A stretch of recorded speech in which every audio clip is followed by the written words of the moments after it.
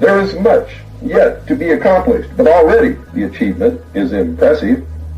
Even the most devout humanist cannot survey the orderly progress of the race and at the same time deny the existence of a well-integrated program. The light of the ancient Vedas is slowly but surely illuminating the whole world. The vision of man's noble destiny and the sacred sciences which made possible the realization of that vision have been guarded and served by the silent ones of the earth. The priesthoods of the sacerdotal colleges, the hierophants of the mystery schools, and the adept masters of the secret societies have been the guardians of man's noblest purpose, the perfection of his own kind.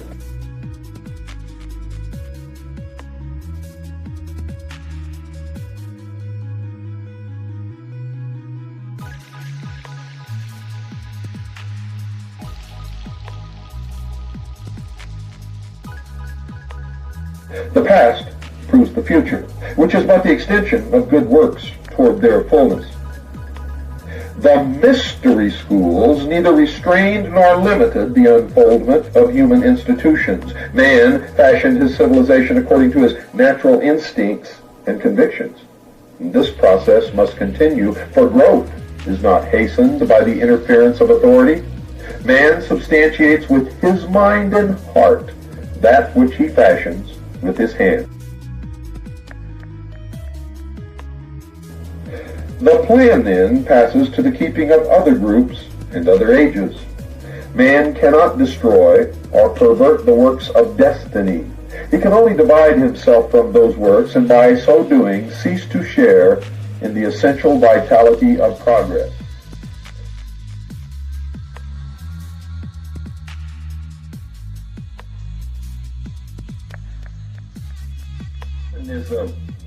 The concept that man will become God, and the new religion will change with the needs of man, not man conforming to the laws of God. That which is foreordained perfects itself. Although empires may collapse, great teachers be martyred, schools and systems perish, and enlightened leaders remain unhonored, the substance of the great work remains unchanged and unchangeable. New vehicles appear even as the older ones are betrayed by human selfishness. The eternal commonwealth is an assignment of destiny and spiritual progress symbolized by the fabled phoenix, rises victoriously from the ashes of the human ruin. The adept tradition has always available social instruments waiting to be ensouled with the larger vision. All things created by men are mortal and destructible, but the way destined by heaven is immortal and indestructible. Universal enlightenment and universal fraternity are the natural ends which reward the social struggle. The world and all that inhabits it are moving triumphantly toward peace and security. At any given time, the vision may be obscured, but in the larger dimensions of time, all things work together for the fulfillment of the greater good.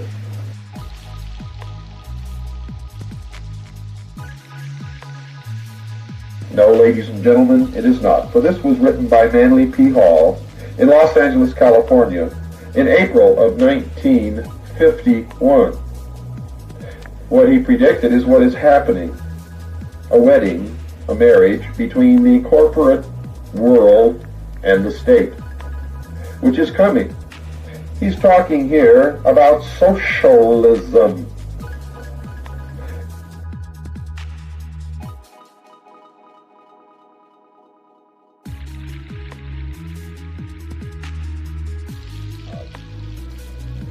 Democratic institutions must accept the task for which they were fashioned and become the conscious custodians of the democratic destiny, and so on and so forth. Manly P. Hall was an adept, a highly degreed. In fact, he was a 33rd degree Freemason, may have held many, many other degrees in the secret societies of Mystery Babylon. He was a priest, of the order.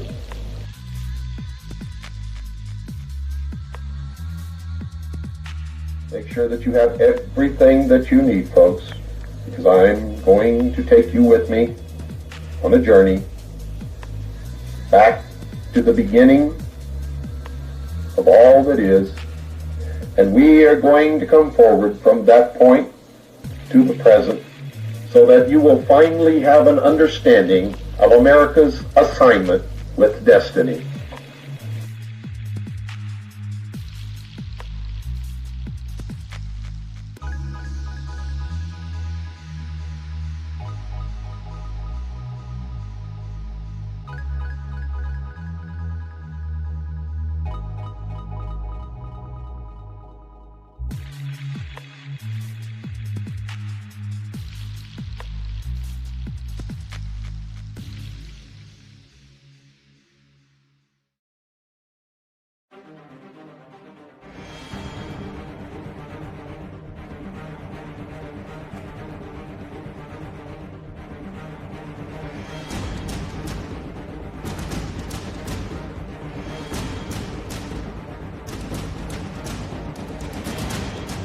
Three great cultural heroes were associated with the origin of Mayan civilization.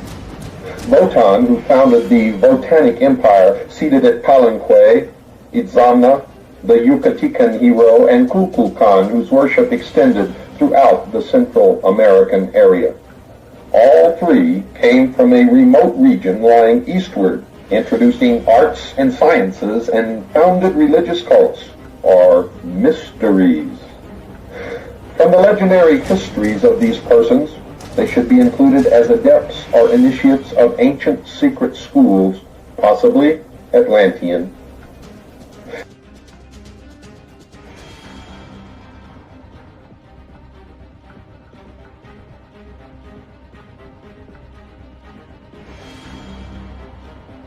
In language and attributed to Wotan, the Great One declared himself a snake, a descendant of Emos in the line of Khan. He came to America by the command of God from a distant place. He ultimately founded Palenque and built a temple with many subterranean chambers, which was called the House of Darkness. Here he deposited the records of his nation in the keeping of certain aged men called guardians. There is a legend, folks, that this Wotan was the grandson of Noah. The original book containing this report was in the possession of Nunex de la Vega, Bishop of Chiapas, but he destroyed it with the other native manuscripts which he was able to accumulate. Fortunately, however, it had been copied by Aguilar. Itzamna, according to Cagulodo, was a priest who came with the migrations from the east. He was the son of the supreme deity, Hunab-Ku, or the Holy One. Itzamna is pictured as an ancient man with a very prominent and strangely shaped nose, either toothless or with one crooked fang. Likenesses of him have been found indicating his birth from a plant growing from the earth.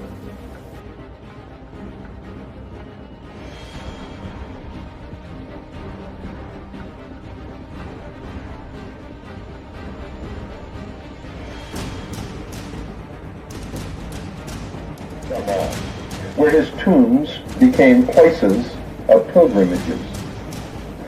Itzamna was sometimes called the skillful hand, and after his death his body was divided. His skillful hand was placed in one temple, his heart in another, and the rest of his remains in a third. One of the best known of his emblems was a tau, or T-cross. It is now generally admitted that the Quetzalcoatl of the Nahuatl people, the Gukumats of the Quiches, and the Kukulkan of the more southern Mayas were one person.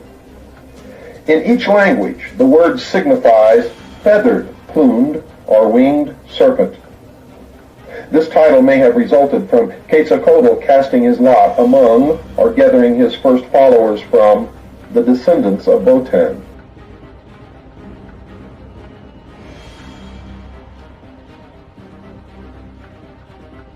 device. At a remote time, this semi-mystical, semi-divine priest-initiate, Quetzalcoatl, came from the fabled land of the seven colors and established his right at Tula and Cholula. Quetzalcoatl was the initiate philosopher and teacher of the Nahuatl tribes of central Mexico. Among the appellations of this priest, prophet, king are, quote, he who was born of the Virgin, unquote, quote, Lord of the winds, unquote, and, quote, the divine incarnation, unquote. Quetzalcoatl was the son of the universal creator god and the Virgin Xochiquetzal, and his conception was made known by an ambassador from the god of the Milky Way. Torquemada, in his Indian monarchies, described a band of people who came from the north, dressed in long black robes. Arriving at Tula, these strangers were well received, but finding the region already thickly populated, they continued to Cholula.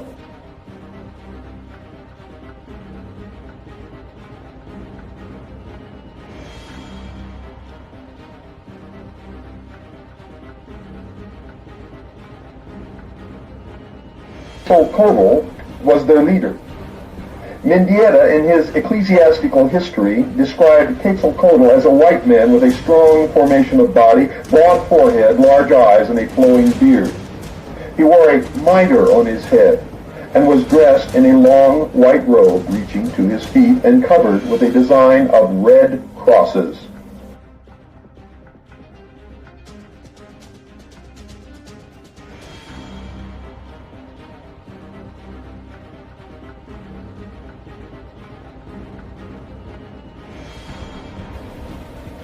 Quetzalcoatl also owned all the wealth of the world in gold, silver, and the green stones called chalcevids, and other precious things, and had a great abundance of cocoa trees of different colors, which are called Xochicacatla.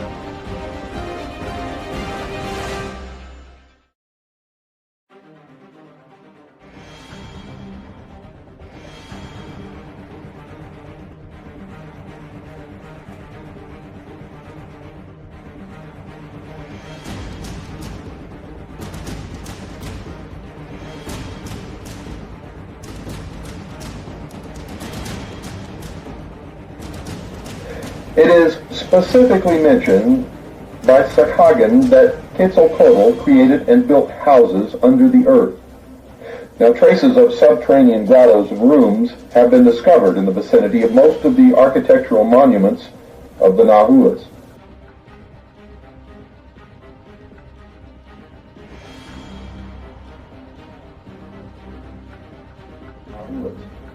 There is a vast complex of such apartments near the Pyramid of the Sun at San Juan, Teotihuacan.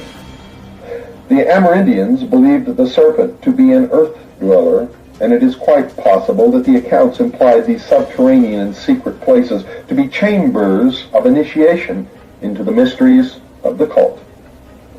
According to de Boerberg, the Mexican demigod Wotan made a journey through a subterranean passage which, running underground, terminated at the root of heaven.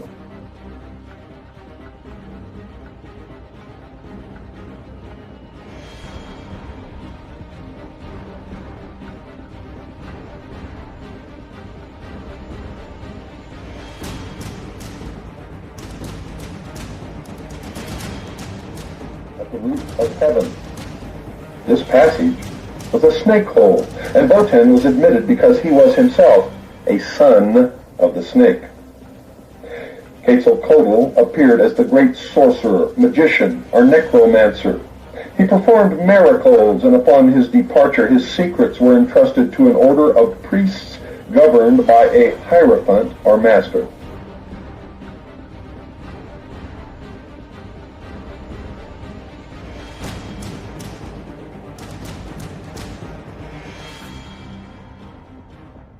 Of several personages. He certainly belonged to a race other than the one he civilized, of that there can be no doubt. But what was his country? He died announcing that he would return at the head of white-faced men, and we have seen that the Indians believed his prophecy fulfilled when the Spaniards landed on their shores. And of course, we have seen the consequences of that action.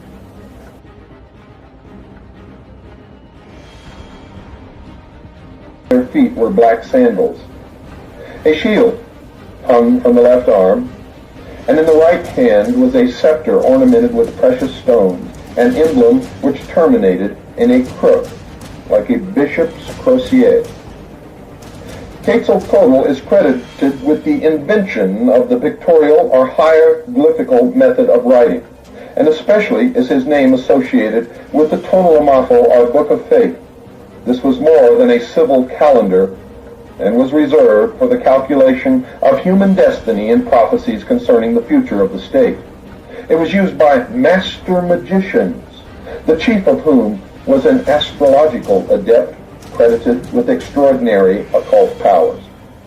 While it is likely that Quetzalcoatl brought the Tonalamapo back to Mexico after his journey among the Mayas, a people already advanced in such matters, the Aztecan legend has been summarized by Mendieta. The gods had created a man, Oxomoco, and a woman, Sipak Tonafo, as the progenitors of the human race.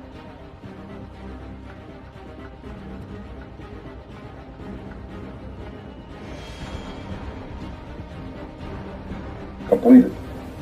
Sahagan, in his general history, gave a number of details of the struggle between Quetzalcoatl, the civilizer, and Tezcatlipoca, who apparently signified the primitive and sanguine religious cult of Mexico.